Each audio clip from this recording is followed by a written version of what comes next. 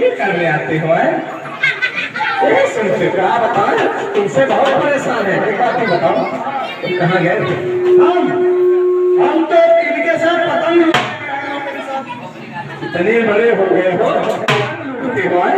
पतंग लूट के रखते हैं, तुमको भी चाहिए? बताओ पतंग कौन से काम में आएगी?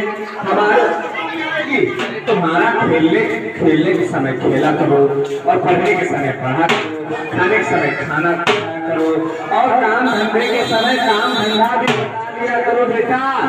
बताइए, मेहरबान से बड़ा परेशान है, थोड़ा बहुत झगड़ा करके चले जाओ हो तो भूख तो भुखाते हैं तो चले गए हम मायके। हाँ तुरंत मायके भाग जाते, ठीक हुआ वो वाले जो है आफत भी छूट गई। तो ये बात ही बताओ, बीच में आ रहे थे, आपके मास्टर साहब भी मिले थे और मैडम जी भी मिले थी, कह रहे थे कि आपके बच्चा पढ़ता लिखता नहीं है, कुछ मोबाइल पा जाता है और मोबाइल लाता है, उसी से सारा दिन बिताता रहता है, तो सो जाता है।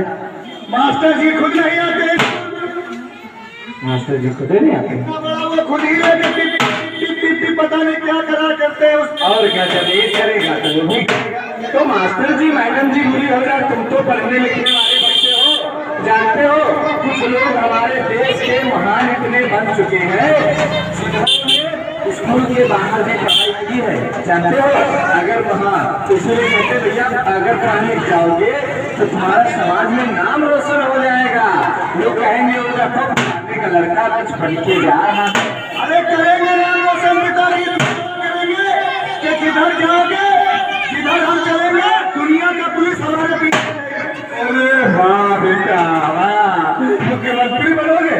पिताजी उससे भी बड़ा, प्रधानमंत्री उससे भी बड़ा, उससे भी बड़ा, उससे भी बड़ा,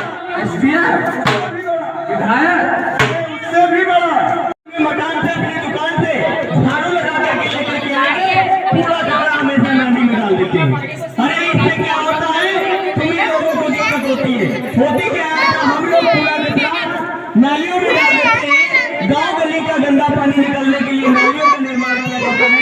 जरा सोचिए, अगर हम लोग पूरा कचरा नाली में डाल देंगे तो गंदा पानी रुकेगा कि बनेगा? रुकेगा ना। और जब गंदा पानी रुकेगा तो पूरा पानी कैसे रहेगा? तो उसमें पनपेंगे मच्छर, और जब मच्छर पनपेंगे ना तो किसी दूसरे को काटने के लिए नहीं जाएंगे, हम ही आपको काटेंगे। मच्छर के काटने से अनेक प्रकार की बीमारियां होंगी।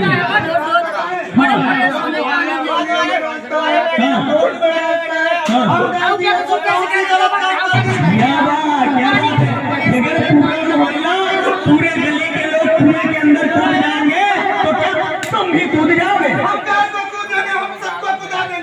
इसलिए कह रहे तुमसे, जब जागो तभी सवेरा, पूरा कचरा हमेशा कूड़ेदान में डालिए। और आप सभी से कहना है कि आप लोग अपने अपने मकानों में, अपनी अपनी दुकानों में डस्टबिन का प्रयोग जरूर कीजिए। अपनी अपनी दुकानों में, अपने अपने मकानों में कम से कम 2-2 कूड़ेदान का व्यवस्था कर लीजिए। नहीं तो उत्तर प्रदेश सरकार की तरफ से एक नया नियम लागू किया गया है, जो व्यक्ति इधर उधर कूड़ा कचरा डालते मिला, गली मोहल्ले में या नालियों में कूड़ा कचरा डालते मिला, तो उत्तर प्रदेश सरकार की तरफ से एक नया नियम चालू किया गया है, उसका चालान किया जाएगा और साथ ही साथ में उसके साथ कानूनी कार्रवाई होगी। समझ गए? ऐसा है, मेरे घर में, हमारे घर में भैया 2 तरीके के कूड़ा होते हैं, तो कौन सी कूड़ा किसमें डालना चाहिए, कहाँ डालना चाहिए? ये आपने बात बहुत अच्छी पूछी। देखिए, कूड़ा हमारे घर में 2 तरीके के इकट्ठा होते हैं, एक सूखा कूड़ा और एक गीला कूड़ा। अगर हमें गीला कूड़ा रखना होगा तो हरे डस्टबिन में डालेंगे, अगर सूखा कूड़ा होगा तो नीले डस्टबिन में डालेंगे। वन की साफ सफाई का विशेष ध्यान देंगे। कूड़ा कचरा इधर उधर डालने से हम ही आप लोगों को दिक्कत होता है। तब कहेंगे कि हमारे मोहल्ले में मच्छर बहुत लगते हैं, बीमारियां हमारे मोहल्ले में होगी। अरे जब गंदगी आप लोग करोगे तो क्या बीमार हम लोग पड़ेंगे?